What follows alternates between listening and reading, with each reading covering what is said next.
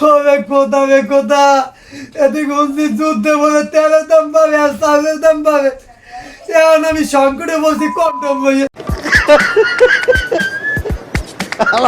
কয় কি আমি 2 দিন পর ভাবছি কুয়াকাটা যাবো। আমি কুয়াকাটা যাই এখন কেমন করবো? কতগুলো কুয়াকাটা আমার আপা ডাকবে। হবে কপাল এই কোনো কাম হইব যুদ্ধের লোকিয়া। এখন এই জিনিসে সংকট পড়ছে। যুদ্ধে পারবে তেলের দাম আর চালের দাম। এখন যেই জিনিসটা সংকটে পড়ছে এটা তো একবারে ছেলে বাসে বাইরে ভাইবে তোরা যুদ্ধ থামা, নাইলে যুদ্ধের কারণে পৃথিবীতে জায়গা হইবে না। এত জনসংখ্যা বাড়বে, জায়গা মনে কর একখানে মুতুটে জায়গাও থাকবে না। সব মানুষ লড়তে আছে মিশাই ভাইয়া, এর দাম আর মিশাই কান্দে উঠতে যাইবে। হবে আল্লাহ এই প্রোডাকশন আমি কোথায় পাবো? এই যুদ্ধের কারণে সব মানুষগুলো সংকটে বাসায় আছে। এই যুদ্ধের কারণে বেডরুম হওয়ার কথা আছে গরম, হ্যাঁ নেন বেডরুম হয়েছে সংকটে। আমি কুয়াকাটা কক্সবাজার থেকে কেমন করবো?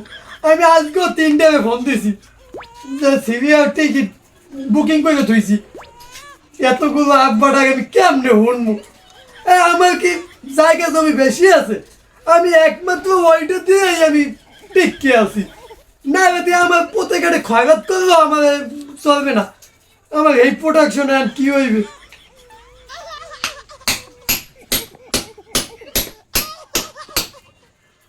মিস্টাই হোক আর যাই হোক, মিস্টাই আর এই প্রোডাকশন সময় মতো যদি ফাইটেই যায় তাই বাবা বিপদ।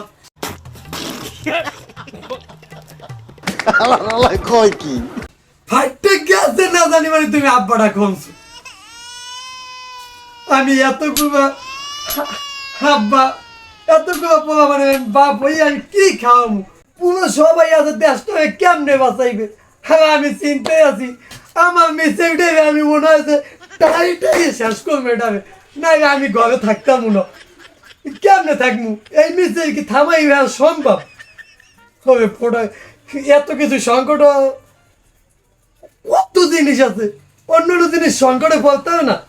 এই আমার এই জিনিসটাই সংকটে পড়বে।